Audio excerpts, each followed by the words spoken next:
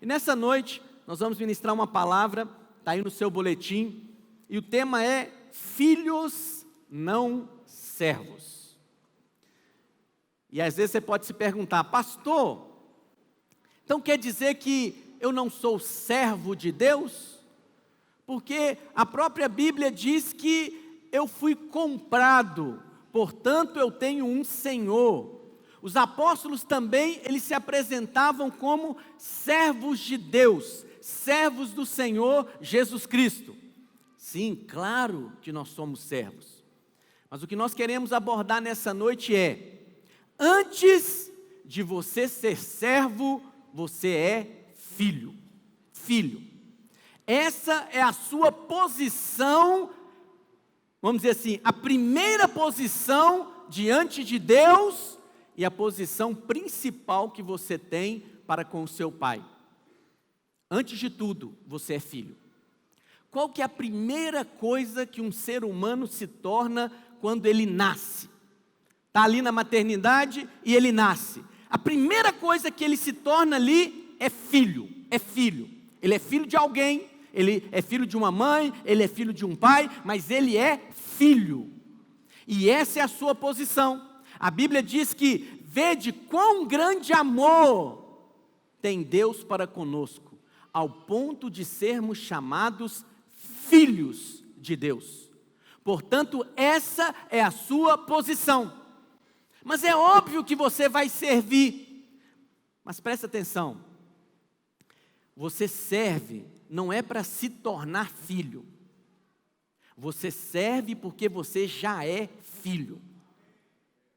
O crente que não tem percepção disso, e ele se relaciona com Deus só nessa posição de servo, ele então entra numa posição de merecimento, porque ele está prestando um serviço para Deus.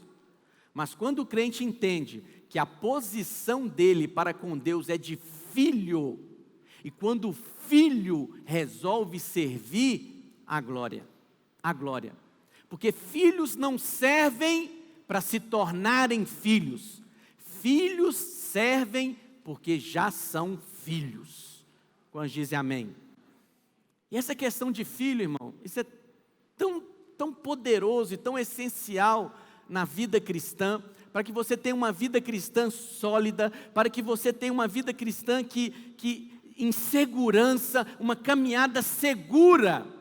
É essa revelação de que você foi feito filho de Deus. Porque isso é uma verdade que às vezes é banalizada aí no mundo, não é verdade? O ímpio às vezes diz assim, porque todo mundo é filho de Deus. Ou quando ele está com um problema, ele fala, não, porque eu também sou filho de Deus. Né? E aí um artista na televisão fala, não, todos nós somos filhos de Deus. Só que quando você banaliza essa afirmação, você não desfruta do poder que ela tem. Por quê? Quando você tem revelação de que você é filho de Deus, filhos têm acesso ao Pai. Filhos podem pedir com ousadia. Filhos que sabem que são filhos e que são filhos amados. Eles são ousados para pedirem ao Pai. Porque eles sabem que tem um pai que os ama e tem um pai que é rico. Então eles são ousados em pedir para esse pai. Filhos também que sabem que são filhos, ele anda em santidade. Por que ele anda em santidade? Porque quem tem clareza de identidade, que ele é filho de Deus e é filho amado de Deus, ele procura se comportar bem, ele tem um comportamento parecido com o do seu pai. Filhos que sabem que são filhos, eles vencem, por exemplo, a inveja. Né? Pastor, como é que eu posso lidar com a inveja? Ignore. Quando você sabe que você é filho de Deus e é filho amado de Deus, você não precisa invejar nada do seu vizinho, nem do seu colega de trabalho. Você pode simplesmente pedir para o seu pai, que o seu pai te dá. Filhos que sabem que são filhos, eles vencem, né, a tentação da carne, pastor, eu tenho problema no meu casamento, e às vezes eu sou tão tentado, como é que eu venço isso? Pede para o seu pai, o que você está querendo? Pede para o seu pai, pai, eu queria que o meu marido, eu queria que a minha esposa fosse dessa maneira, agisse assim, mas qual que é o nosso problema? Às vezes nós não pedimos, às vezes nós procuramos nos aconselhar primeiro com o homem, antes de falar com Deus. Olha, não tem nada, não tem problema nenhum você se aconselhar com um homem sábio, né? Um pastor, o seu líder, ou um irmão mais sábio para te instruir. Não tem problema, mas há problema quando você faz isso antes de falar com o seu pai, antes de pedir para o seu pai, porque senão aquele homem, ele só vai ser uma conversa, só uma conversa, mas quando você conversa, ora e pede e fala para o seu pai, há poder envolvido nisso, há poder na oração. Por isso, o nosso encargo nessa noite é que você tenha luz da palavra de Deus, que o Espírito Santo possa trazer revelação ao seu coração nessa noite. Você foi feito filho de Deus. Quantos são filhos de Deus aqui? E isso tem poder de mudar a sua atitude, tem poder de mudar o seu relacionamento para com Deus. Antes, você era filho de outro, mas quando você creu na obra consumada do Calvário, o que Deus fez? Deus pegou você e colocou você em Cristo, de maneira que a morte de Cristo foi a sua morte. Então o seu velho homem morreu, a sua velha natureza morreu, e quando você nasceu de novo, porque a ressurreição de Cristo se tornou a nossa ressurreição também, você nasceu em outra família, você agora tem um outro pai, o seu pai é o próprio Deus. Isso não é uma frase de efeito. Filhos que têm revelação de que isso é verdade, isso muda a postura dele, muda a postura dele de se relacionar com Deus, muda a postura dele de se relacionar com as outras pessoas, isso traz segurança para a vida dele. Por isso que é tão maligno o divórcio, porque o divórcio afasta os filhos da convivência do pai. Aí as crianças se tornam crianças inseguras, tímidas. Por quê? Porque não tem a segurança da presença do pai. Assim é o crente que não tem revelação da identidade dele como filho de Deus. Ele é o seu pai. Certa vez eu estava conversando com um irmão, e o irmão falou assim comigo: pastor, tem crente jogando na loteria, e tem que falar para ele porque ele vai para o inferno. Eu falei com ele: desde quando jogar em loteria leva alguém para o inferno? Ele: uai, o senhor joga? Eu falei: não, para que eu vou jogar? Meu pai tem tanto recurso para me dar. Entende? Quando você tem revelação que ser filho de Deus não é uma frase de efeito, mas é uma realidade espiritual, você desfruta disso, desfruta. E hoje nós vamos meditar acerca da nossa filiação em Deus, meditando na parábola do filho pródigo, que está relatada lá em Lucas 15. Esse pai, relatado pelo Senhor Jesus nessa parábola, ele é o próprio Deus, amém? Só que aqui entra uma coisa também. Às vezes os irmãos, eles ficam em crise desnecessária, porque dizem: pastor, eu quero criar meu filho na graça. Como é que eu faço para criar o meu filho na graça? Presta atenção. Criar o seu filho na graça é amar o seu filho incondicionalmente. Mas, enquanto se é criança, a lei é necessária. Então, por exemplo, você tem lá o ambiente da sua cozinha, Então você tem as leis da cozinha: não toque na faca, não fique próximo ao fogão enquanto a trempa está acesa, não puxe o cabo da panela que está sobre o fogão. Isso tudo são leis. Por que a criança precisa de lei? Porque a lei vai proteger as crianças. Então, criança tem que ser educada debaixo de lei. Mas as crianças também têm que saber que o amor dos seus pais por elas é incondicional. Eu tenho uma prática na minha casa. Todos os dias, quando eu levava meus filhos para a escola, eu falo com eles: filhos, o que vocês não podem se esquecer? E eles falavam que o papai nos ama. E eu perguntava: por que eu amo vocês? E eles respondiam: porque nós somos seus filhos. E eu perguntava: você pode deixar de ser meu filho? Não. Eu posso deixar de amar vocês? Não.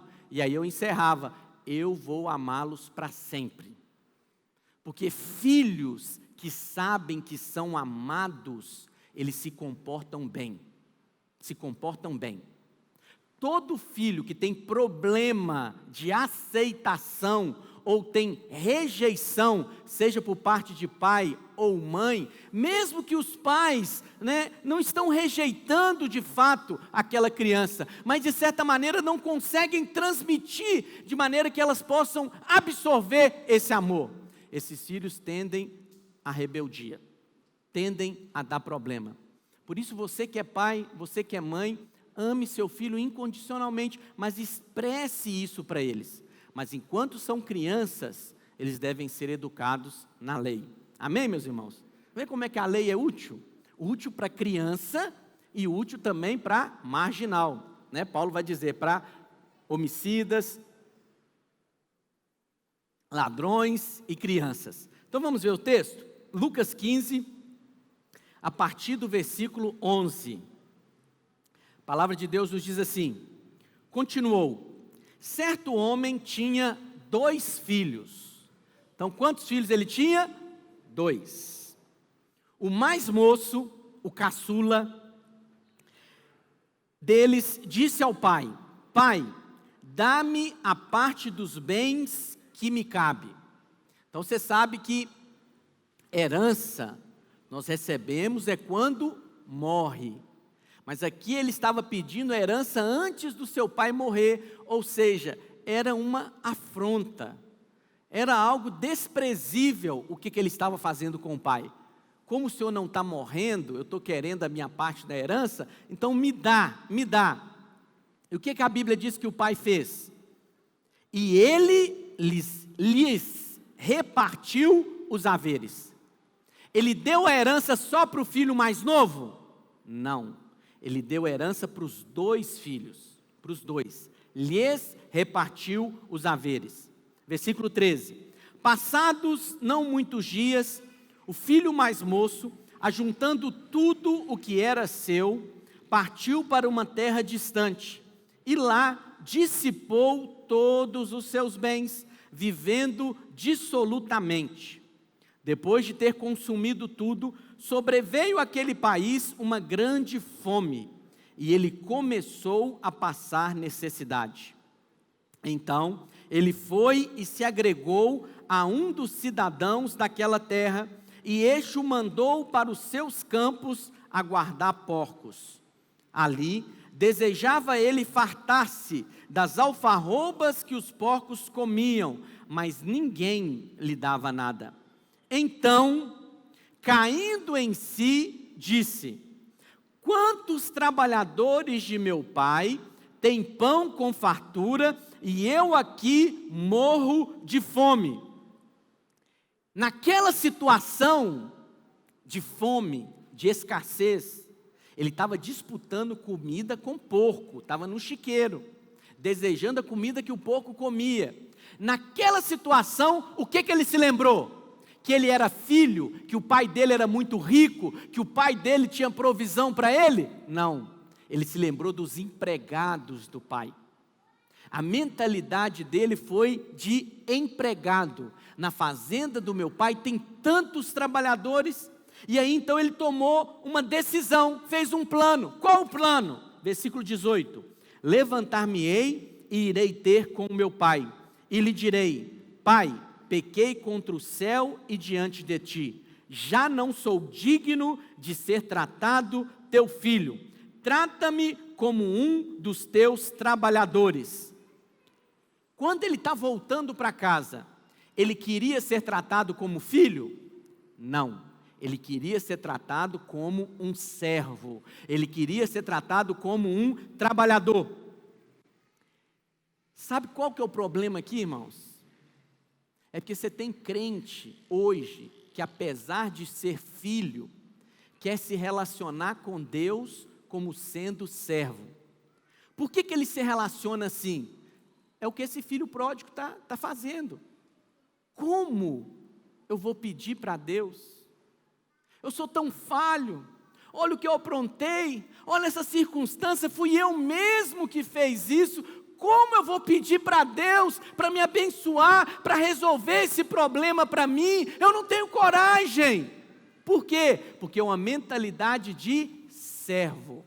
Quando você tenta ou se relaciona com Deus com essa mentalidade de servo, é uma mentalidade de merecimento. Você só tem coragem de pedir quando você julga que merece receber. Porque o que se espera de um servo? É que ele faça o serviço e faça bem feito. Então, quando o servo faz o serviço, ele vai, como diz Paulo lá em Romanos, né? Ele vai para receber um salário, ele vai para cobrar uma dívida, porque ele fez o serviço, então ele merece o pagamento. Essa é a mentalidade de servo. O servo sempre está procurando um reconhecimento, sempre. Sempre ele quer mostrar que ele está fazendo, seja para Deus ou seja para os homens. Mas filhos, quando servem, manifesta a glória de Deus, porque eles sabem que são filhos, e eles sabem que estão servindo a casa de Deus. Esse é o relacionamento correto seu com a edificação da igreja, sabia disso? Você, quando é líder de célula, um obreiro, ou um pastor, ou um discipulador, você está cuidando das coisas da casa do seu pai.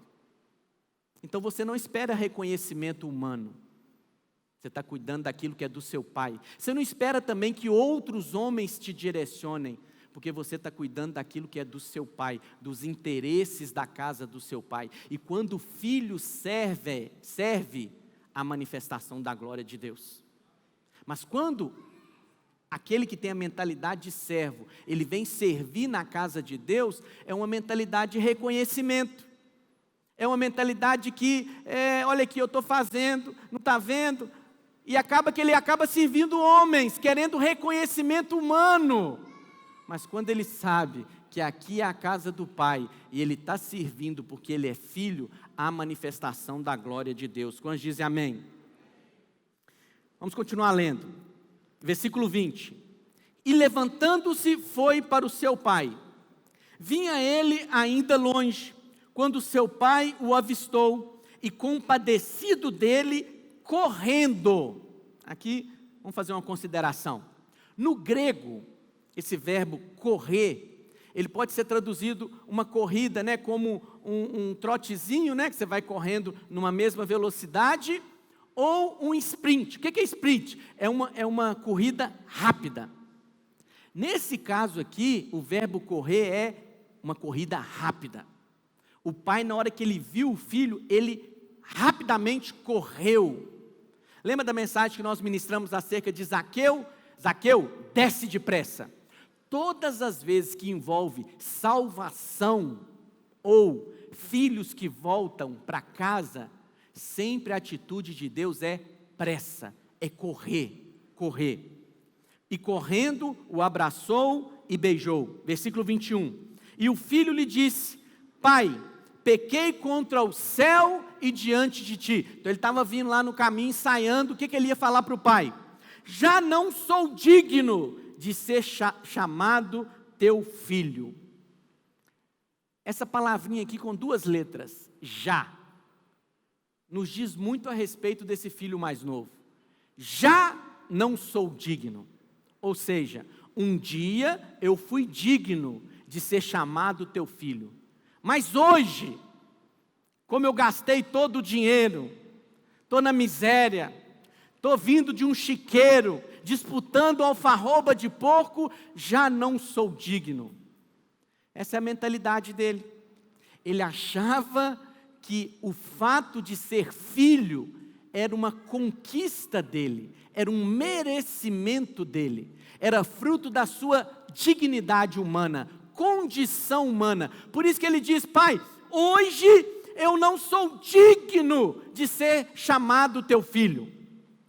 Isso nos lembra, né, uma expressão que por uma falta de compreensão, alguns irmãos usam no momento da ceia.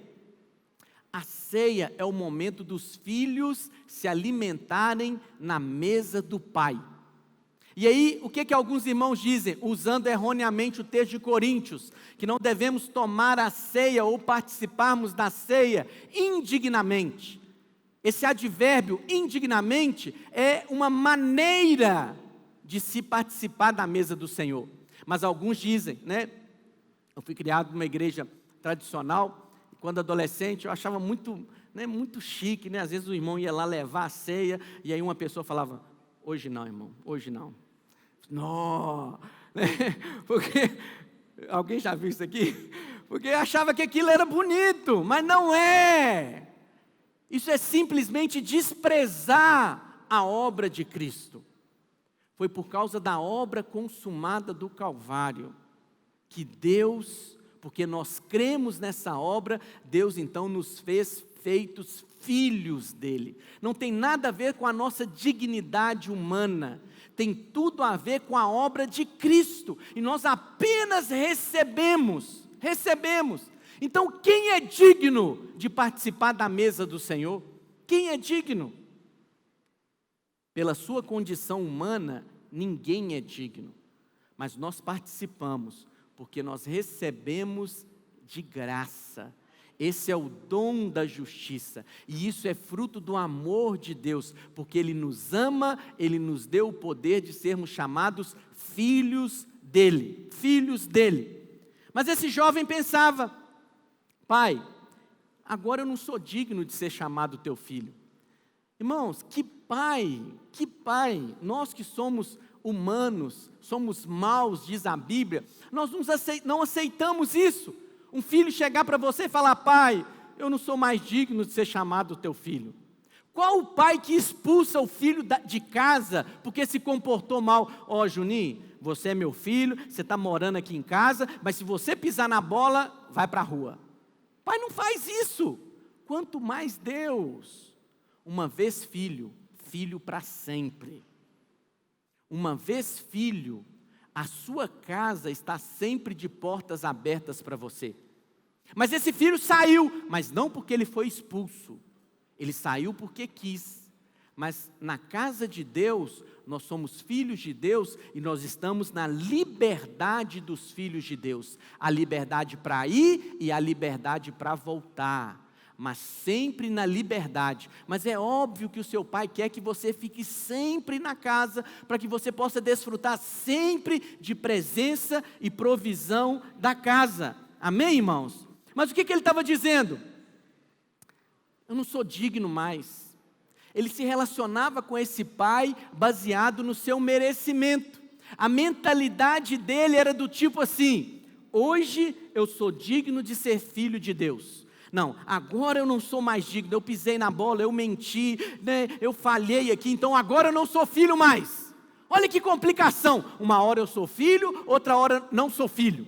Uma hora eu sou salvo, não, agora eu perdi a minha salvação. Olha que complicação, não é assim que as coisas são. Uma vez filho, filho para sempre. Amém, meus irmãos?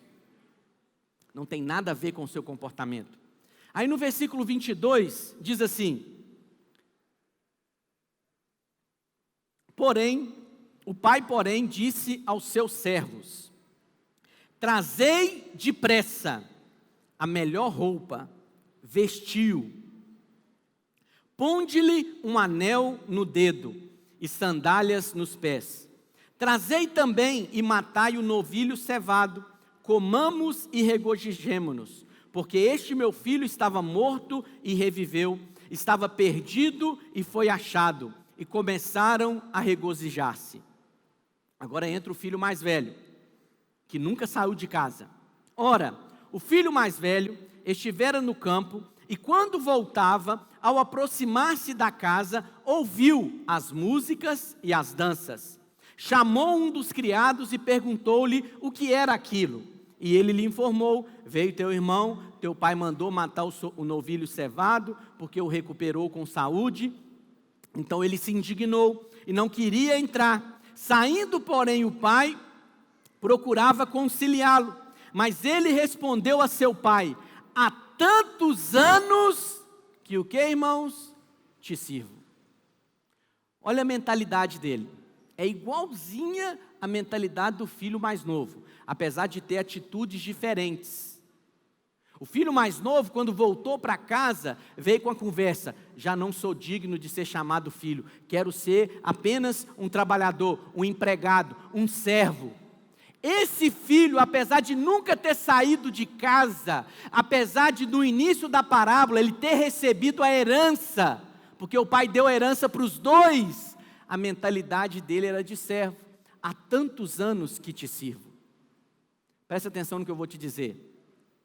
Todas as vezes que você se relaciona com Deus, na mentalidade, na posição de servo, você não desfruta de herança.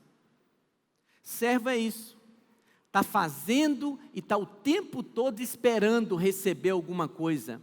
Quem sabe se eu servir, quem sabe se eu fizer, no final eu vou receber a minha bênção. Aí se frustra. Sendo filho, agia como servo, não desfrutou da casa do pai, não desfrutou daquilo que ele tinha, porque era filho.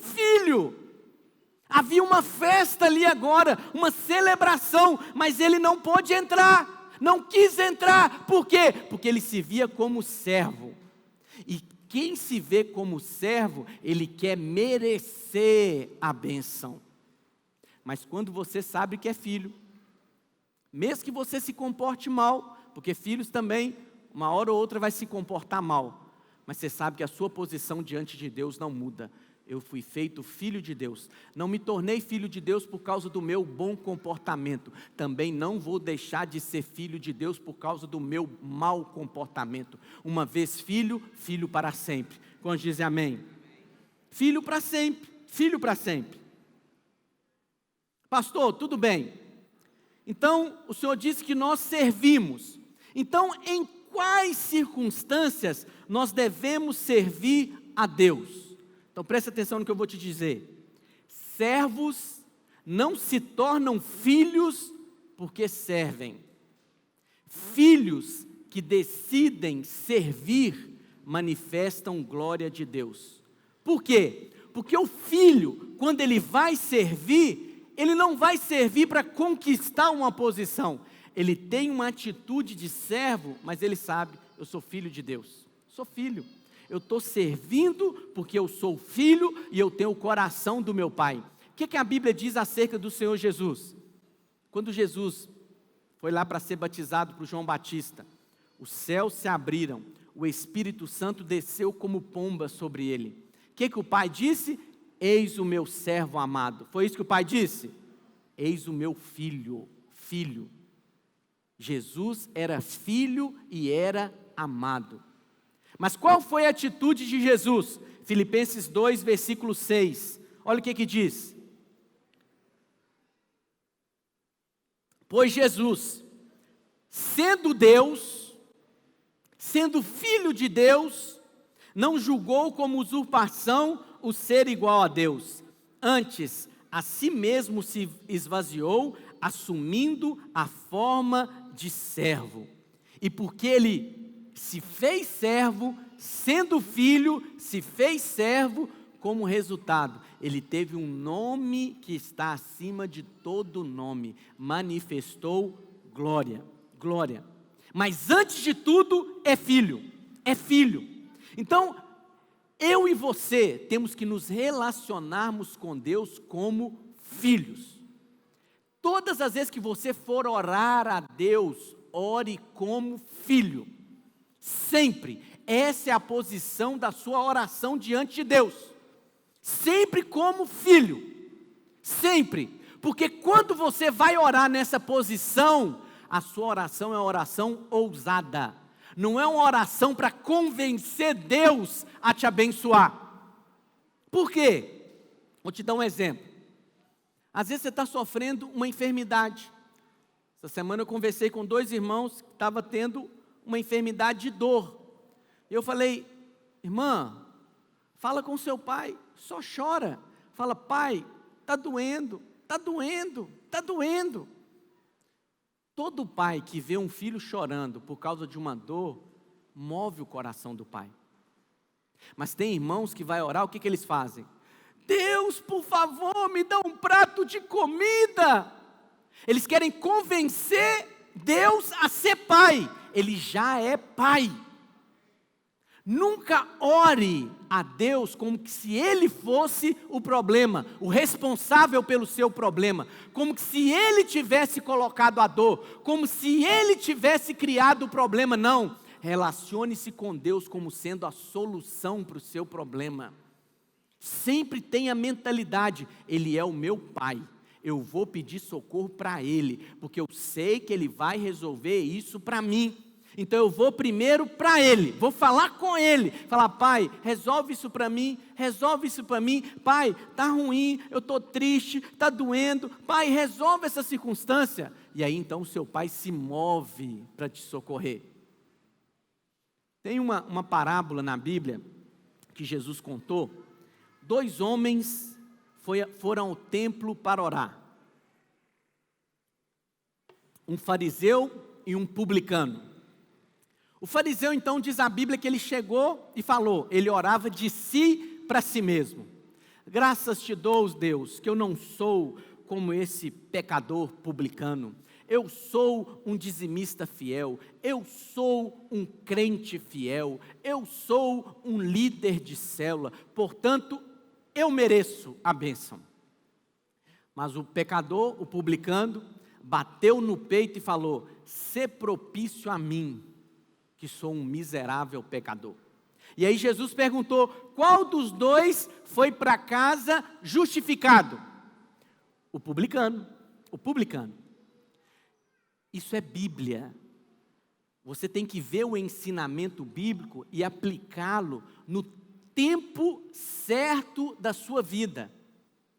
Quando você ainda não era filho de Deus, e você ouviu a mensagem, seja no encontro com Deus, seja numa televisão, seja num culto ou numa célula, e você então reconheceu a sua condição de pecador, então a sua atitude era daquele publicano, você veio e falou, Senhor, sê propício a mim, que sou homem pecador. Então o que a Bíblia diz? Você naquele momento foi justificado, naquele momento você se tornou filho de Deus. Nesse momento que essa oração cabe na sua vida. Mas o que acontece? Você já é filho, mas você vem diante de Deus, oh Deus, eu sou um miserável pecador, eu não mereço. O pai olha, o que aconteceu, filho? O que aconteceu? Você tem que orar como filho. Não estou dizendo que você não comete pecados, mas você é filho. Você não é mais um pecador. Antes, você cometia pecados e era um pecador, mas depois que você nasceu de novo, você é filho de Deus. Filho de Deus. Pastor, eu cometo pecados? Óbvio. A palavra de Deus diz que o homem que diz que não tem pecados, ele é mentiroso. Mas você não é mais pecador, você é filho de Deus. Quando dizem amém?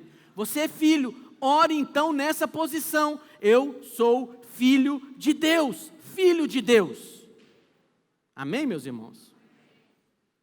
Então, nessa parábola, vai dizer 3 presentes que o pai deu para o filho quando ele voltou para casa. E são esses 3 presentes que você tem como filho de Deus. Você já os recebeu. Mas esses 3 presentes, eles vão fazer diferença na sua vida se você tiver revelação que os tem e se você usá-los. Amém? Você precisa ter revelação disso. Primeiro presente que aquele jovem recebeu, qual que foi? Diz que o pai mandou os servos trazerem vestes novas. E qual que foi a ordem do pai? Vestiu. Presta atenção no que eu vou te dizer. Esses 3 presentes, a veste, o anel e a sandália, ele ganhou. E esses 3 presentes, não somente ele ganhou, como foram colocados nele. Não foi assim, ele ganhou a veste e agora ele tinha que vesti-la. Não. A ordem do pai foi: vestiu com a veste. Ele recebeu o anel, mas não é ele colocou o anel. A ordem do pai é: ponde-lhe o anel no dedo. Ele não recebeu o calçado ou as sandálias e ele teve que calçá-las. Não, a ordem do pai foi: colocai as sandálias nos seus pés. Cada um desses presentes tem um significado espiritual e você, como filho de Deus, você também o recebeu. Primeiro presente que esse filho recebeu foram as vestes. Vestes na Bíblia aponta para justiça, vestes de justiça. Aquele filho, você lembra da história, ele estava chegando do chiqueiro, então ele estava com cheiro de porco. Ele não tinha dinheiro nem para comer, ele ia ter dinheiro para ter outra roupa para trocar no meio do caminho, não. Ele veio com a mesma roupa que ele saiu do chiqueiro. Então essa era a veste que ele chegou em casa. Essa era a justiça dele, a sua própria justiça. O que a Bíblia diz acerca da nossa justiça? Ela é como trapo de imundícia. Trapo de imundície é um absorvente usado. Era o trapo que a mulher usava para conter ali o sangue do fluxo menstrual. É isso que é a justiça. Mas qual foi a ordem do pai? Assim que ele chegou, veste nele roupas novas. Olha o que Isaías 61:10 vai dizer acerca das vestes. Regozijar-me-ei muito no Senhor, a minha alma se alegra no meu Deus, porque me cobriu de vestes de salvação e me envolveu com um manto de justiça. Como noivo que se adorna de turbante, como noiva que se enfeita com as suas joias. Quem que vestiu, que nos vestiu? Ele me cobriu com vestes de salvação. Ele me envolveu com um manto de justiça. A primeira coisa que você recebe quando você nasce de novo é uma veste nova. É uma veste nova. E isso tem que ser a primeira coisa que você tem que ter revelação. E revelação sempre. Para você ter um relacionamento saudável com Deus, você tem que ter uma percepção clara de que a sua roupa não é uma veste suja. A sua roupa é uma veste de justiça. Todas as vezes que você se apresenta diante de Deus, você vem com essa veste de justiça. Essa justiça não é sua, essa justiça não é obra ou resultado do seu bom comportamento. Essa justiça é a justiça de Cristo. Está compreendendo o que eu estou dizendo? Até no dia que você erra, até no dia que você falha, essa roupa permanece em você. Porque a promessa de Deus é: dos seus pecados não me lembrarei mais. Todas as vezes que Deus olha para você, Ele te vê com essa veste de justiça.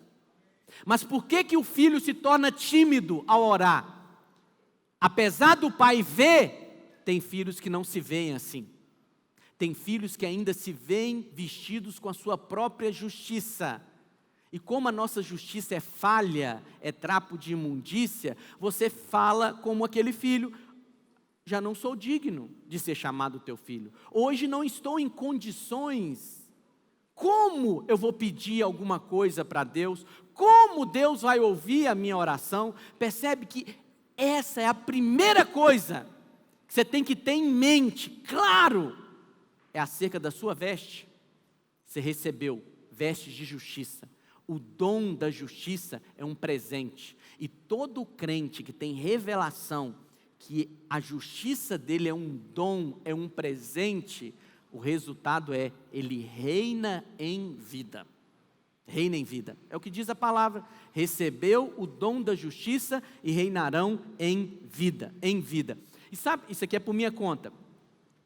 Essa veste de justiça que você recebeu, ela tem muitos bolsos. Ela tem um bolso que é o bolso de provisão financeira. Ela tem um outro bolso que é um bolso de cura de enfermidade. Ela tem um outro bolso que é o bolso de restauração de relacionamentos. Ela tem um outro bolso que é o bolso de libertação de pecados.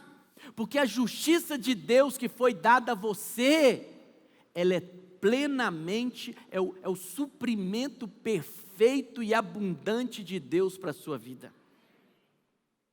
Você é justo. Sabia que só o justo pode ser abençoado?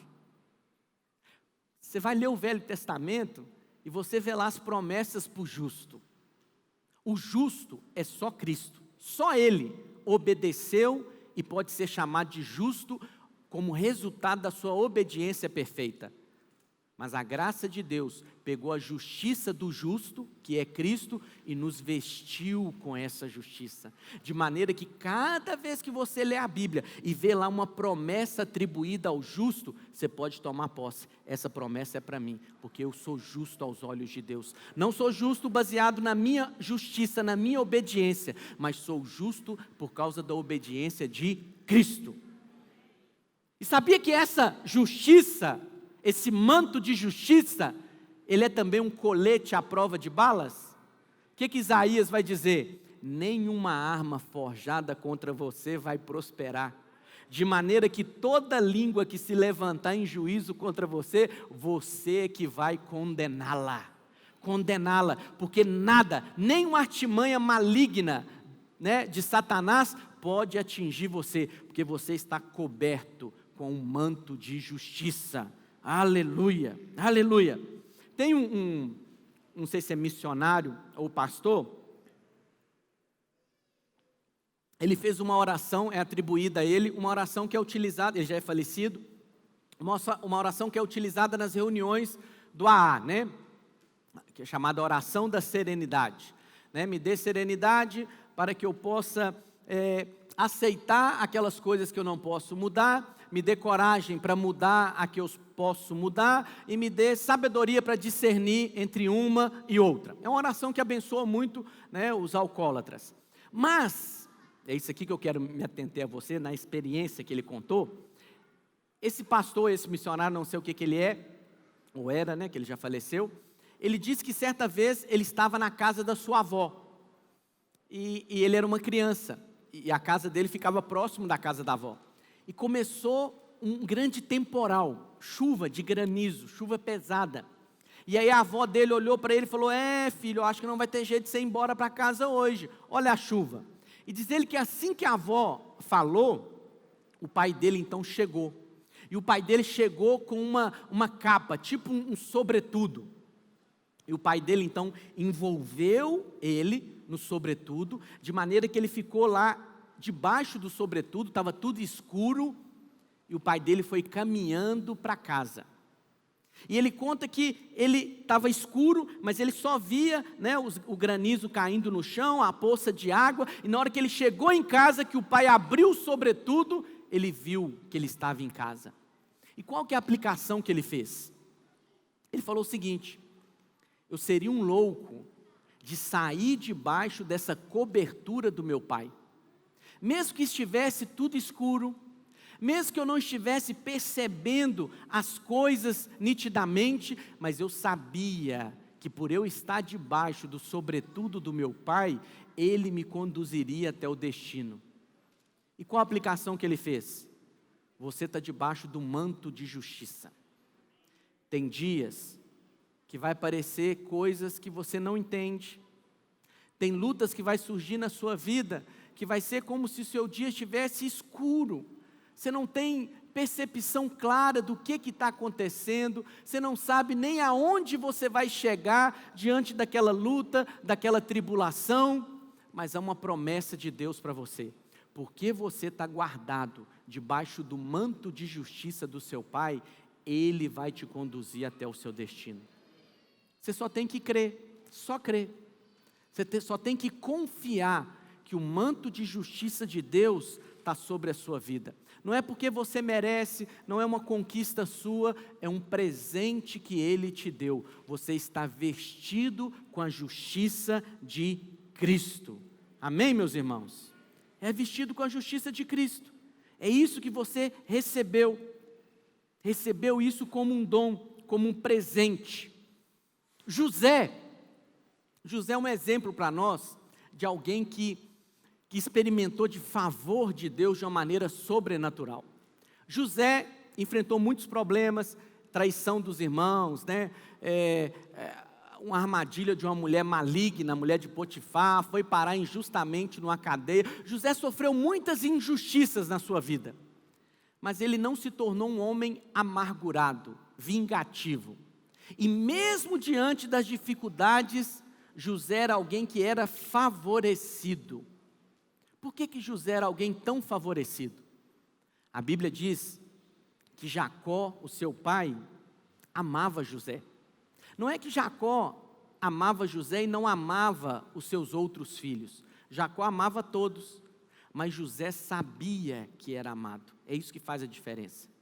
A Bíblia diz que quando José ainda era jovem, um adolescente, o pai fez para ele, Jacó fez uma túnica de manga larga, uma túnica talar, e deu para ele.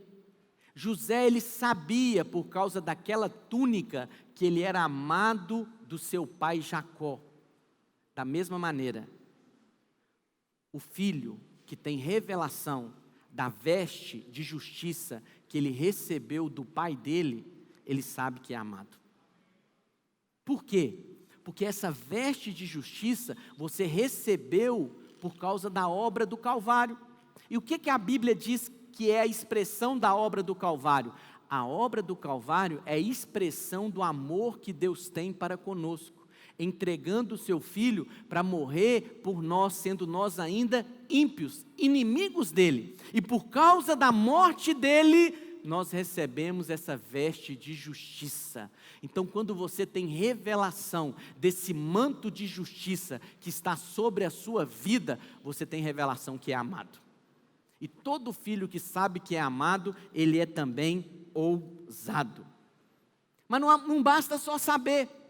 Projeta, por favor, 1 João 4,16. Olha o que a Bíblia diz. E nós conhecemos, ou seja, e nós sabemos, mas cremos também, no amor que Deus tem por nós. Eu sei que virou um chavão. Deus te ama, Jesus te ama, Deus ama a todos, sim, ama. Mas uma coisa é saber, outra coisa é crer. Você precisa crer. Quando o filho, ele não somente sabe, mas ele crê que esse amor é real, ele enfrenta qualquer circunstância, qualquer adversidade. Eu sei quem é por mim, eu sei de quem eu sou filho, eu sei quem me ama, então o que temerei? A Bíblia diz que o perfeito amor lança fora todo medo. Eu não preciso ter medo de nada. Eu sou filho e eu sou amado. E o que eu recebi é um dom. Eu recebi a justiça de Cristo. Olha o que Romanos 4, versículo 6 vai nos dizer dessa justiça. E é assim também que Davi declara ser bem-aventurado. Bem-aventurado é o homem abençoado, o homem a quem Deus atribui justiça independentemente de obras. Isso é uma afirmação mais poderosa do universo. Deus declara que você é justo independente do que você faz. Ah, pastor, mas eu errei hoje. Deus declara que você é justo, independente do que você faz.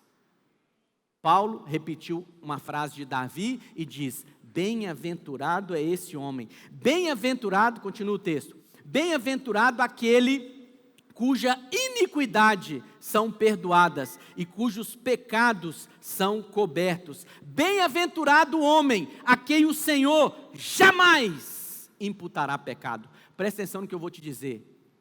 Deus jamais vai te chamar de miserável pecador. Deus jamais vai imputar, atribuir pecado a você. Portanto, se Ele não te chama mais de miserável pecador, por que você vai se chamar? Eu sou filho de Deus, eu fui feito filho de Deus, eu tenho a natureza de Deus. Essa natureza eu não conquistei, essa natureza eu recebi porque eu fui gerado por Deus.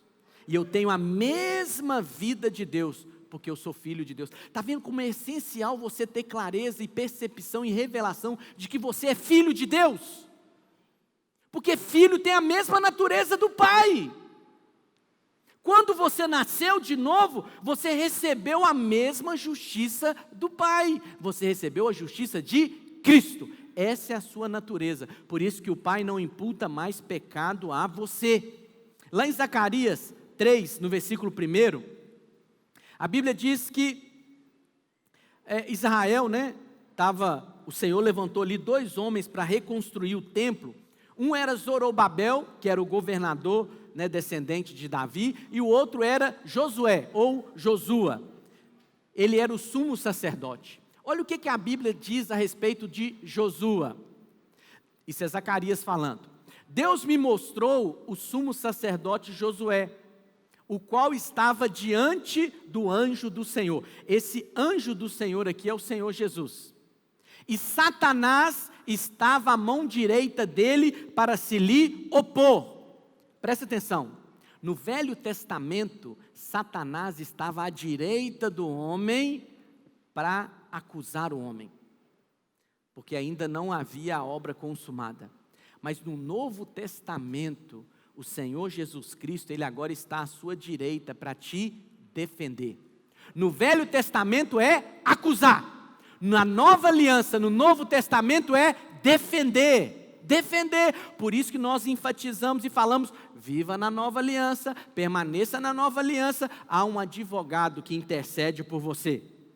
Mas o Senhor disse a Satanás: o Senhor te repreende, ó Satanás. Sim, o Senhor que escolheu a Jerusalém te repreende. Não é este um tição tirado do fogo?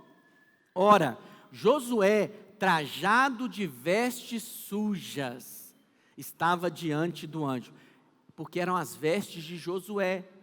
As nossas vestes, resultado do nosso comportamento, são vestes sujas diante de Deus. Era assim que Josué estava, era a roupa dele. Tomou este a palavra e disse aos que estavam diante dele: tirai-lhe as vestes sujas. Está vendo que a ação é sempre de Deus? O pai falou: veste esse filho com vestes novas. É sempre a ação de Deus. A Josué disse: eis que tenho feito que passe de ti a tua iniquidade, e te vestirei, eu te vestirei de finos trajes. Esses finos trajes aqui são vestes de justiça. É tudo obra dele. Ele tira os seus trapos de imundícia e ele coloca em você uma veste de justiça. É isso que aconteceu com esse filho. Ele voltou para casa com uma veste suja, com cheiro de porco, de ambiente ali do chiqueiro. Mas quando ele chegou em casa, o pai falou: tira a veste dele, traz uma veste nova, coloca nele uma veste de justiça. É isso que Deus faz, é isso que Ele fez com a obra consumada do Calvário. Por isso que jamais você deve aceitar condenação nem acusação. Pastor, por que é tão sério um filho de Deus aceitar acusação e condenação? Porque todas as vezes que você concorda ou aceita com qualquer tipo de condenação ou acusação, você está desonrando a obra do Calvário. Pastor, mas mesmo quando essa condenação realmente eu tenho culpa? Sim, filho, porque o diabo sempre vai te condenar quando ele tem base para te condenar, por algo que você fez, pensou, falou. É aí que ele vai usar para te condenar e acusar. Mas se você aceitar, você está desonrando a obra do Calvário. Mas se você, pastor, então qual deve ser a minha postura? Você deve se levantar e dizer: errei, não devia ter feito, mas a veste de justiça está sobre a minha vida. Eu sou justiça de Deus em Cristo Jesus, porque a minha justiça não é fruto do meu comportamento. A minha justiça é um dom que eu recebi de Deus, e ela não é tirada de mim por causa do meu comportamento também. Quando diz amém? Então esse é o primeiro presente. Qual que é o segundo presente? Põe-lhe um anel no dedo. Irmãos, preste atenção no que eu vou te dizer. Quando a gente faz alegoria, não é coisa criada na mente humana, não. A Bíblia é que explica a Bíblia. Está entendendo? Então, por exemplo, vestes.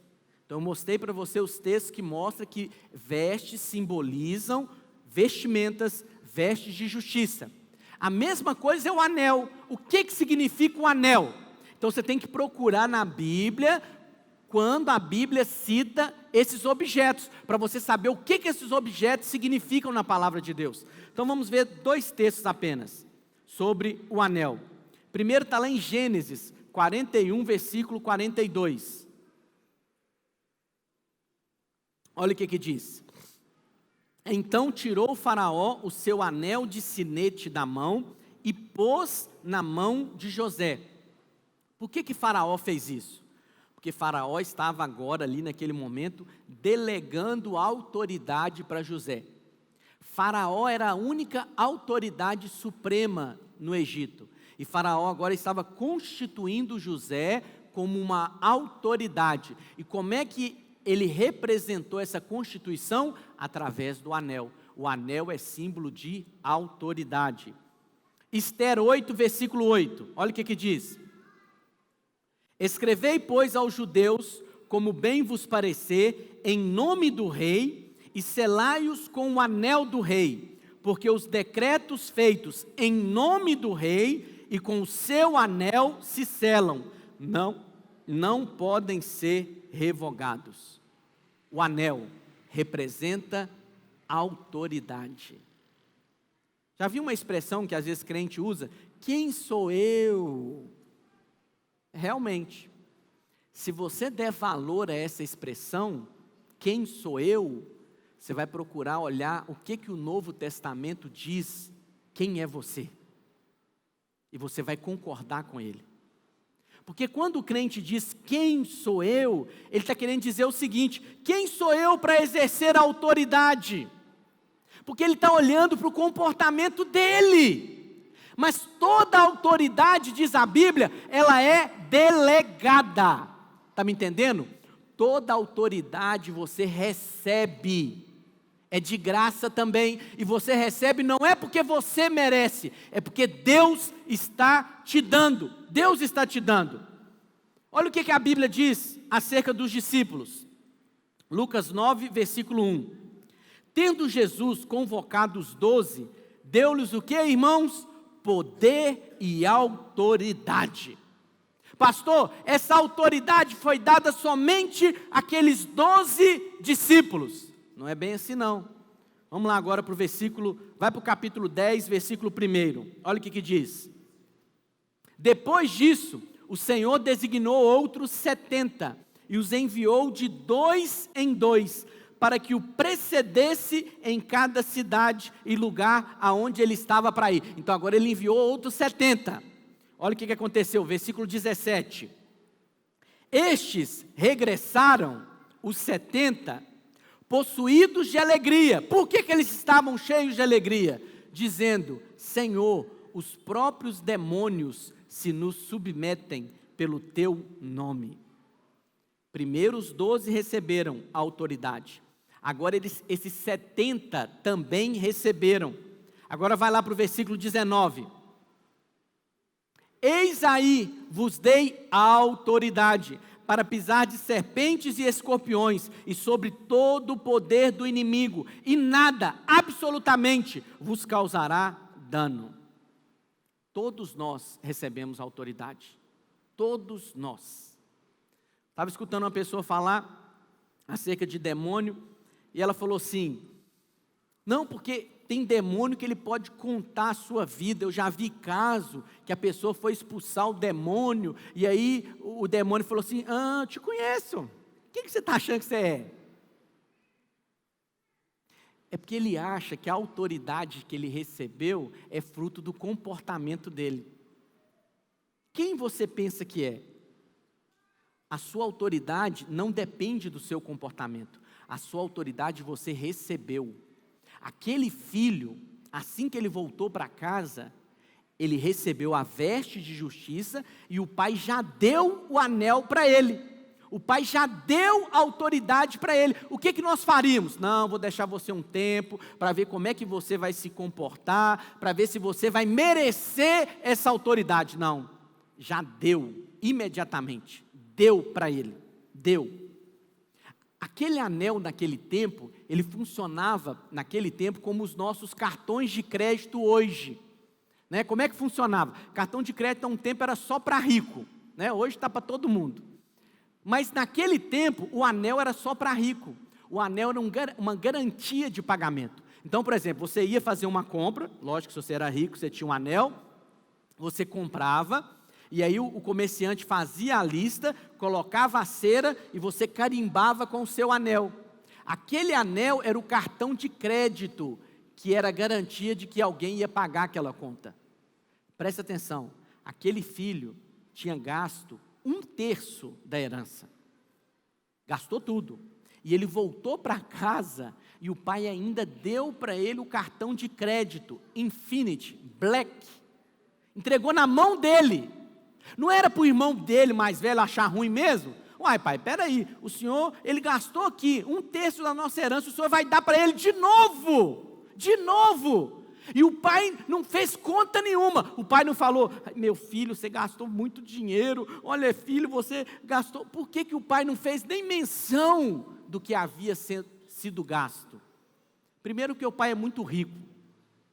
Nada que os filhos de Deus gastem pode diminuir uma coisa sequer nas riquezas que o pai tem para nós. E segundo, porque a verdadeira riqueza do pai são os seus filhos. O pai não estava interessado em quanto aquele filho pródigo dissipou ou desperdiçou. O tesouro do pai era o filho. Era o filho. Era o filho. E nós recebemos este anel. Agora vai lá no versículo 21. Olha o que diz. Naquela hora exultou Jesus no Espírito Santo e exclamou: graças te dou, ó Pai, Senhor do céu e da terra, porque ocultaste essas coisas aos sábios e instruídos, e as revelaste aos pequeninos. Quem são esses pequeninos aqui? Pelo contexto, era aqueles 70. Por que eles eram pequeninos? Aqueles 70 não eram sábios e instruídos, porque eles ficaram felizes, porque o demônio estava obedecendo eles, ficaram empolgados com aquilo. Não, eu expulsei um demônio, que alegria, eu expulsei um demônio. Era pequenino. Mas o que Deus quis, que o Senhor Jesus disse?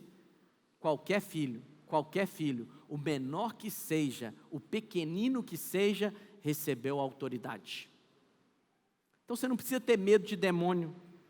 Uma pessoa ficou possessa, ficou, com uma palhaçada aí de demônio, você pode só abrir a sua boca e falar: sai. Qual que é o anel que você recebeu do seu pai? O nome de Jesus. Esse é o anel. Sai em nome de Jesus. Ah, pastor, mas e se ele não quiser obedecer? Tem um exército que zela por esse nome. Se você não obedecer, você vai ter que se ver com o exército celestial que vem em cima de você. Porque há poder nesse nome. Esse é o anel que você recebeu, porque você foi feito filho de Deus. Filho de Deus. Pastor, mas eu não estou preparado, eu briguei no trânsito, eu briguei com a minha mulher, como é que eu vou ter condições de exercer autoridade? É porque a sua autoridade é recebida. Entende o que eu estou dizendo? Ela não é fruto da sua condição humana, do seu comportamento humano.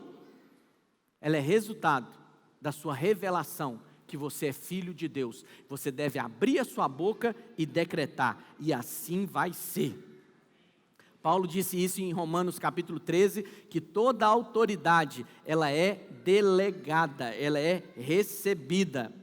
Certa vez, você deve se lembrar da história,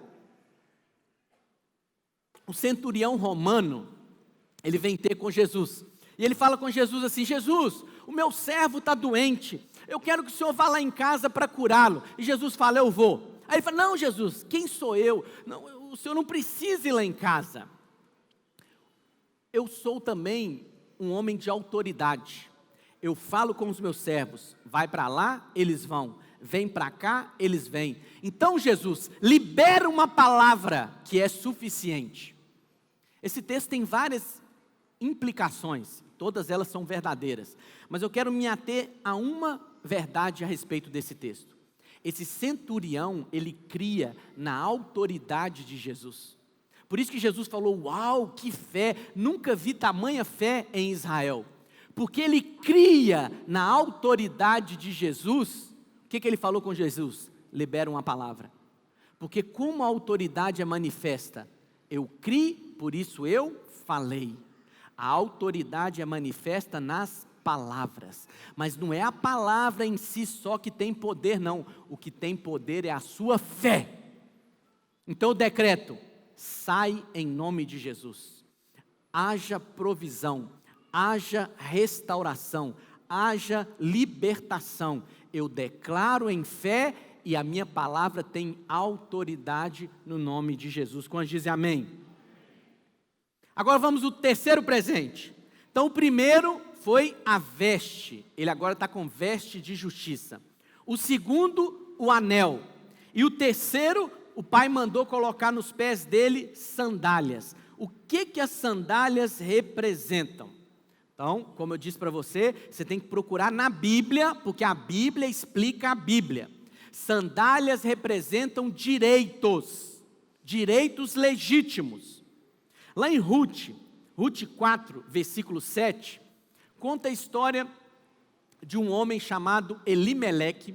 Estava tendo um tempo de fome lá na nação de Israel, em Belém, casa do pão, e ele então vai para uma terra, para Moabe. Lá na terra, ele casa os seus 2 filhos com moabitas. Elimeleque morre, os seus 2 filhos também morrem, fica só a viúva, Noemi, e mais as 2 noras viúvas. E Noemi então resolve voltar para Israel. Uma das noras dela fica, e vai Ruth, a outra nora com ela. Chegando lá, em Israel tinha uma lei chamada de lei do remidor. Como é que funcionava isso? Se um parente, ele morresse, e ele não tivesse filho como herdeiro, o parente mais próximo, ele poderia remir aquela propriedade. Então, por exemplo, você tem um irmão mais velho, e o seu irmão mais velho é casado, e ele não teve filhos, e ele veio a falecer. O próximo irmão, para não deixar a herança dele ficar, para a herança permanecer na família, o próximo irmão então tinha que se casar com a viúva do irmão dele, para suscitar um herdeiro, e dar nome ao seu irmão falecido. Isso era do remidor. Então, o próximo parente lá de Noemi, para remir a terra de Elimeleque, era um homem chamado Boaz. Só que Boaz, ele era o segundo na fila. Tinha um outro antes dele, mas Boaz estava interessado em Ruth. Boaz então vai para a porta da cidade, chama lá mais 10 testemunhas e chama o parente que tem direito a remir a propriedade de Elimeleque. E ele fala: olha só, você tem direito a ficar com a herança de Elimeleque. Você quer remir essa propriedade? E o cara falou: eu quero, mas tem uma coisa, você tem que casar com a Ruth. Não, a viúva eu não quero. Bom, se você não quer, você então não pode remir. Então você passa para mim, eu sou o próximo da fila, você passa para mim esse direito. E como é que o acordo era fechado? Quando aquele rapaz, né, aquele senhor, sei lá a idade dele, quando ele abriu mão do direito dele de remir a propriedade de Elimeleque, a Bíblia diz então que ele tirou os calçados e passou para Boaz. Essa era a maneira dele abrir mão dos seus direitos e passar para outro. Vamos ver lá, Rute 4, versículo 7. Olha o que diz. Este era outrora o costume em Israel quanto a resgate e permutas. O que queria confirmar qualquer negócio, tirava o calçado e dava a seu parceiro, assim se confirmava negócio em Israel. Disse, pois, o resgatador a Boaz, pode comprá-la, ou compra a terra você, e quando ele falou isso, ele tirou o calçado. Significa que ele abriu mão do seu direito. Essa lei está lá em Deuteronômio 25, versículo 7. Olha o que diz a lei. Porém, se o homem não quiser tomar sua cunhada, lembra que eu te falei? Ela ficou viúva do irmão dele, mas o irmão dele não quer casar com ela. Mas se o homem não quiser tomar sua cunhada, subirá esta à porta aos anciãos e dirá, meu cunhado recusa suscitar seu irmão, nome em Israel, não quer exercer para comigo a obrigação de cunhado. Então os anciãos da sua cidade devem chamá-lo e falar-lhe, e se ele persistir e disser, não quero casar com ela, não quero tomá-la, então sua cunhada se chegará a ele na presença dos anciãos, e lhe descalçará a sandália do pé, e lhe cuspirá no rosto, e protestará e dirá, assim se fará o homem que não quer edificar a casa de seu irmão, e o nome da sua casa se chamará em Israel, a casa do descalçado. Imagina a cena, o irmão morreu, e aí a viúva vai lá, ela não tem filho, ela vai lá, ô cunhado, você tem que casar comigo, e o cunhado fala, não quero, é uma jararaca, meu irmão já morreu, eu sou novo, eu não quero morrer, né? Tinha uma mulher assim que enterrou 3 filhos de Judá, né, a Tamar, não quero, aí fala, você tem que casar, não quero casar, não quero. Você já viu? A mulher também tinha mulher que era feia demais, irmãos. Eu falei, não quero. Aí imagina a cena, chega lá nos anciãos. Os anciãos falam, ô fulano, como é que é a situação? Não vai pegar a sua cunhada viúva? Não quero, não posso casar com ela. Então a viúva, a cunhada viúva, tirava o calçado desse cunhado, cuspia na cara dele e falava, seu descalçado. Porque ele abriu mão do seu direito. Era uma vergonha em Israel, um homem que abrisse mão dos seus direitos. O que o pai fez com aquele filho? O pai deu para ele os direitos de filho. Ele queria chegar em casa para ser um empregado, um trabalhador, mas o pai falou, não, você é filho, eu vou restituir os seus direitos. A Bíblia diz que quando Moisés tem uma visão do Senhor na sarça ardente, está lá em Êxodo 3, versículo 4, Moisés viu a sarça pegando fogo, Moisés ficou atraído, queria se aproximar, o que o Senhor falou para ele?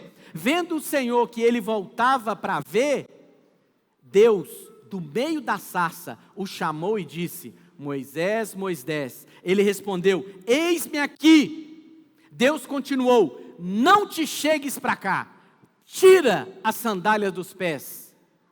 O que Deus estava dizendo para Moisés? Moisés representa a lei. Tira a sandália, você não tem direito de estar aqui. Tira a sandália, você não tem reivindicações aqui. Você não pode se apropriar desse lugar. Mas o que o pai, na nova aliança, falou para aquele filho? Quando ele voltou para casa, coloca a sandália nos pés. Ele tem direito de estar aqui. No Velho Testamento era, se afasta, você não pode ficar aqui. No Novo Testamento, o que o autor de Hebreus vai dizer? Venha, achegue-se, vem para perto, aproxime-se com ousadia. Quantos querem se apropriar aqui? Se aproprie, é promessa de Deus para a sua vida, para a sua vida. Para nós encerrarmos, queria chamar os irmãos do louvor aqui em cima. Lá em Lucas, nessa parábola do filho pródigo, o pai então, o irmão mais velho não quis entrar, o pai então vai lá conversar, a partir do versículo 25, Lucas 15. O pai vai lá conversar: filho, entra, seu irmão mais novo voltou, e o filho: não entro, isso é um absurdo, não entro. E aí o que ele diz? Versículo 28, há tantos anos que te sirvo, há tantos anos que te sirvo, tantos anos tentando merecer a bênção, tantos anos fazendo a minha parte, vivendo como servo, apesar de ser filho, e parece que nada adiantou. Presta atenção no que eu vou te dizer. Todas as vezes que você vive ou se relaciona com Deus, baseado no seu merecimento, você está agindo como servo. Quando você espera ser reconhecido pela sua obra, pela sua fidelidade, você está agindo como servo. Porque filhos, eles são reconhecidos pela bondade do Pai, pela generosidade do Pai. Muitos querem ser reconhecidos pelo seu próprio desempenho. Filhos não são avaliados no seu próprio desempenho. Filhos são amados só porque são filhos. Filhos são abençoados só porque são filhos. Filhos têm direito à herança só porque são filhos. E aí, versículo 31, olha o que o pai fala para o filho mais velho. Então lhe respondeu o pai: meu filho, tu sempre estás comigo. Primeira coisa que ele diz para ele: filho, tu sempre estás comigo. Presença. Todo filho, ele tem direito à presença do pai. Mesmo no vale da sombra da morte, tu estás comigo. Se eu fizer a minha cama no mais altos céus ou no mais profundo abismo, tu estás comigo. É herança de filho. Por isso que todas as vezes que nós nos reunimos, todas as vezes que nós buscamos, tem presença. Tem presença, porque nós somos filhos. Filhos. Todo filho tem presença. A promessa é: jamais vou te deixar, jamais vou te abandonar, porque você é meu filho. Mas a segunda coisa que o pai fala para ele: tudo o que é meu é teu. Filhos têm presença e filhos têm provisão. Filhos têm suprimento. Agora, aquele irmão mais velho, porque ele se relacionava com o pai, apesar de ser filho, ele se relacionava como servo. Ele não desfrutou da presença, mesmo estando em casa. Olha que tragédia. E ele também não desfrutou de provisão, de suprimento. Todo filho tem direito à presença e todo filho tem direito à provisão. Não sei, qualquer que seja a sua necessidade, há provisão do Pai para você. A sua necessidade é financeira? Pede para o seu pai. A sua necessidade é de restauração no casamento? Pede para o seu pai. A sua necessidade é cura de enfermidade? Pede para o seu pai. Filhos têm presença e filhos têm provisão, suprimento. Mas isso tudo, apesar de ser algo simples, o que eu te falei nessa noite, precisa ter revelação. Precisa ter revelação. Precisa ter revelação para receber a veste de justiça. Precisa ter revelação para saber que você ganhou um anel de autoridade. Precisa ter revelação para você saber que você está calçado com as sandálias e você pode se apropriar de cada uma das bênçãos. Filhos que sabem que são filhos, eles procuram só saber o que eu tenho direito. Qual que é a minha parte na herança? Ele não recebe herança porque ele merece. Ele recebe herança porque ele foi feito filho, e porque ele é filho, ele é herdeiro e co-herdeiro com Cristo. A herança é de Cristo, mas Cristo, por causa do seu amor e da sua obra consumada, ele compartilhou da sua herança conosco. Filhos não andam descalços, filhos se apropriam, eles andam calçados com a preparação do Evangelho. O Evangelho é a boa notícia de que você tem uma herança. Quantos são filhos de Deus aqui? Fique de pé no seu lugar. Nós vamos ministrar uma canção e depois eu quero orar por você, pedir ao Espírito Santo que cele essa mensagem no seu coração, que sele essa clareza que você é filho, que você está vestido com vestes de justiça, vestes limpas, que você tem o anel da autoridade e que você está calçado para se apropriar da sua herança, porque você é filho.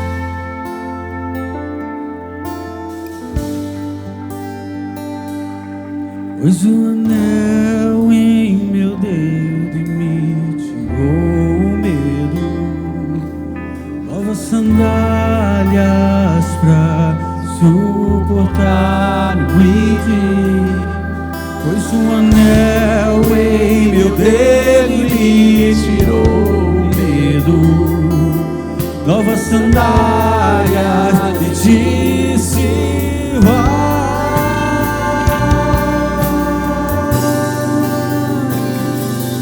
E eu me despedi dos meus pais, eu quebrei minhas carroças e eu afundei meus barcos no cais.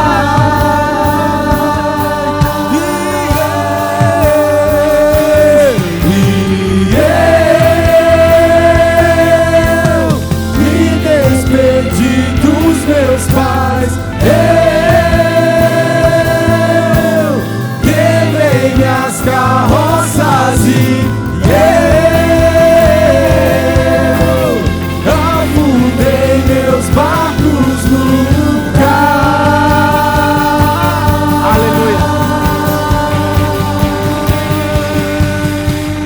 Pra onde eu irei, se eu não tenho pra onde voltar? Só tenho você, Deus, palavras de vida eterna. Pra onde eu irei, se eu não tenho pra onde voltar? Só tenho você, Deus, palavras de vida eterna.